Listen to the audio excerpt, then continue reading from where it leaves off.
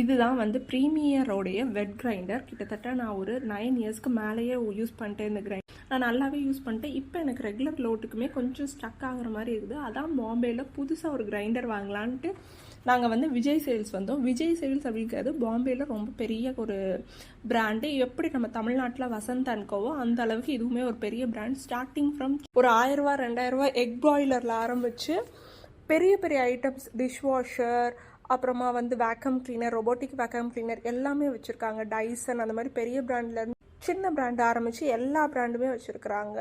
நாங்கள் இங்கே வந்து பாம்பே வந்து கிட்டத்தட்ட ஒரு 2-3 லேக்ஸ்க்கு நாங்கள் இங்கே ஷாப் பண்ணியிருக்கிறோம்.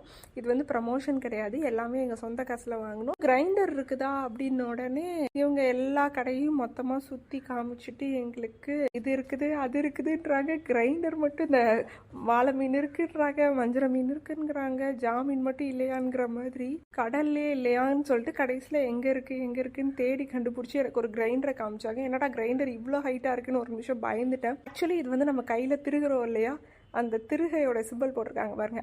ட்ரை கிரைண்டர் நம்ம யூஸ் பண்ணுறது வெட் கிரைண்டர். இப்போ நமக்கு எப்படி இட்லி தோசை மாவு வந்து அத்தியாவசியமோ அதே மாதிரி இவங்களுக்கு வந்து கோதுமை மாவு ரொம்ப அத்தியாவசியம் இல்லையா. ஒரு 15 நாளைக்கு ஒருக்கையாச்சும் 5 கிலோ அரைச்சிக்குவாங்க. இது வந்து அதோடைய அந்த சல்லடை என்னென்ன எந்த மாதிரி உங்களுக்கு மெல்லிசா வேணுமா இதுவாக வேணுமாங்கிறதுக்கு போடுறது. அந்த பர்டிகுலர் அந்த ஹாஃப் ரிங் மாதிரி இருக்கிறத வந்து இந்த ஃபுல் ரிங்குள்ளே ஃபிக்ஸ் பண்ணி வந்து மாவரைப்பாங்க. கீழே அந்த ட்ரம்மோடையே இருக்குது. இது வந்து டஸ்ட் ப்ரூஃப். வெளியெல்லாம் நீங்கள் அரைச்சாலும் வெளியே டஸ்ட் எல்லாம் ஆகாது. நான் குஜராத்தில் இருக்கும்போது எல்லா வீட்லேயுமே இது வச்சிருக்கிறாங்க. பட் இங்கே பாம்பேல வீடு ஃபர்ஸ்ட் அந்த அளவுக்கு வசதியாக இருக்கிற வீட்டில் மட்டும்தான் வைக்க முடியும். எல்லா வீட்லையும் யூஸ் பண்ணுவாங்களான்னு எனக்கு தெரியல. நான் கேட்டது வெட் கிரைண்டர், இவங்க எனக்கு காமிச்சது ட்ரை கிரைண்டர். அதுக்கப்புறம் இவங்க என்ன சொன்னாங்கன்னா இதில் எல்லாமே அரைச்சிக்கலாம், லைக் மிளகா, மல்லி, மஞ்சள் எல்லாமே அரைச்சிக்கலாம்னு சொன்னாங்க. ஆனால் அரைக்கும் போது இதில் வந்து அதோட டை வந்து அந்த இடத்துல ஒட்டிக்கும். அப்படிங்கும் போது நம்ம திருப்பி ரீயூஸ் பண்ண முடியுமா?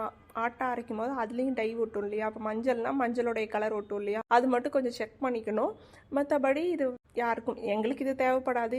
ஏன்னா இது ஃபர்ஸ்ட் நம்ம சவுத்துக்கு எடுத்துகிட்டு போகும்போது நமக்கு இதோட சர்வீஸ் எந்த அளவுக்கு இருக்குங்கிறது தெரியாது. ஸோ இந்த மாதிரி ஒன்று இருக்குங்கிறத நான் அவங்க கூட ஷேர் பண்ணேன். இந்த மாதிரியான டிஃப்ரெண்ட்டான வீடியோஸ்க்கு என்னோட சேனல்